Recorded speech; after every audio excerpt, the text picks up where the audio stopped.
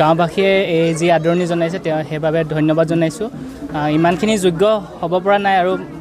ইমানখিনি পাত্ৰও নহয় তথাপিও তেওঁলোকে যি আদৰণি জনাইছে মই সাদৰলৈ গ্ৰহণ কৰিছোঁ বাকী ডিগ্ৰীটো পাই ভালেই লাগিছে মোৰ শৈক্ষিক জীৱনটো LP স্কুল এই ওচৰৰ আমাৰ 681 নং দেওঘৰীয়া প্ৰাথমিক বিদ্যালয়ৰ পৰা আৰম্ভ হৈছিলে ME স্কুল মোৰ চেপেপচিয়াম ME স্কুল তাৰপৰা হাই স্কুল তিতাবৰ টাউন হাই স্কুল গ্ৰেজুৱেশ্যন নন্দনাথ শইকীয়া মহাবিদ্যালয় তাৰপৰা মাষ্টাৰ ডিগ্ৰী মই শিলচৰ আছাম ইউনিভাৰ্চিটি শিলচৰৰ পৰা কৰিছিলোঁ আৰু সদুৱেশত বড়োলেণ্ড ইউনিভাৰ্চিটিৰ পৰা মই ডক্টৰেট ডিগ্ৰী গ্ৰহণ কৰিছিলোঁ ভৱিষ্যত পৰিকল্পনা কিবা আছে ভৱিষ্যত ইয়াৰ পাছত মই পষ্ট ডকৰ কাৰণে এপ্লাই কৰিম বুলি পৰিকল্পনা কৰি থৈছোঁ ভৱিষ্যতৰ প্ৰজন্মক যিমানখিনি মোৰ দ্বাৰাই সাধ্য অনুসাৰে মই তেওঁলোকক সকলো প্ৰকাৰে সহায় কৰিম শৈক্ষিক দিশতে হওক বা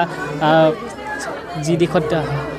সামাজিক দিশতে হওক মই গাঁৱৰ মানুহৰ লগতে থাকিম গাঁৱৰ মাজতে থাকিম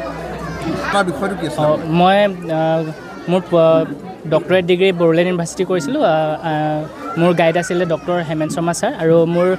টপিকটো আছিলে an exploration of the roles of microbes and biostimulant in the phytoremediation of nitrated polycyclic aromatic hydrocarbon মই ল'ৰাৰ লগত বহুত কষ্ট কৰিছোঁ ধৰি লওক আপোনাৰ খেতিৰ দিনত খেতি কৰোঁ আৰু খেতি কৰিলে মানে মই বিহু আহিলে পিঠা বিকি ল'ৰাক মই পঢ়াওঁ তেনেকৈ মই ল'ৰাক পঢ়াইছিলোঁ আৰু ল'ৰা মানে পঢ়া প্ৰতি মই পঢ়া সময়ত ইমান বহি নাথাকোঁ মই বাহিৰে কাম কৰি কৰি তাঁত বৈ কাপোৰ বিকি মই সেইদৰে ল'ৰাক পঢ়াইছিলোঁ ক্লাছ ল'বলৈ কোনো সুবিধা নাই দেউতাকৰ খেতিয়ে কোনোমতে হয়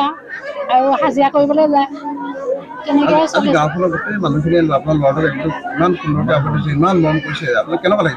মোৰ ভাল লাগিছে মোক আমনি নকৰে মই মাত্ৰ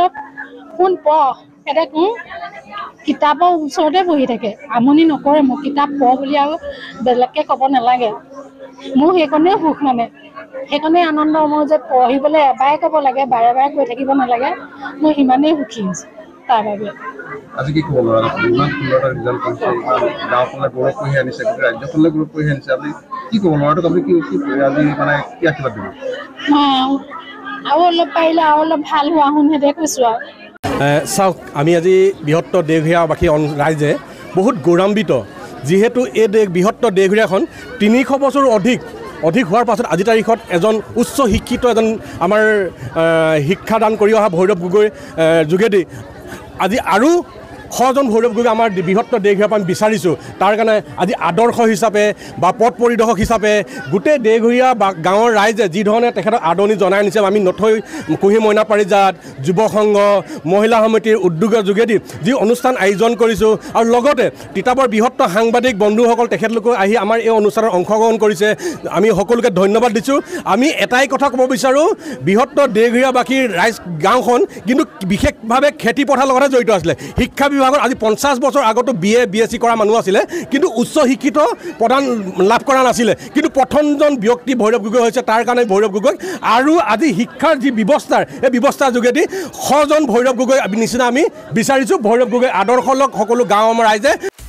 আপুনি বিচৰা বাতৰি পাব কেৱল নিউজ 18 এপত নিউজ 18 এপ ডাউনলোড কৰিবলৈ স্ক্যান কৰক এই QR কোড গুগল প্লে ষ্টৰতো পাব এই নিউজ 18 এপ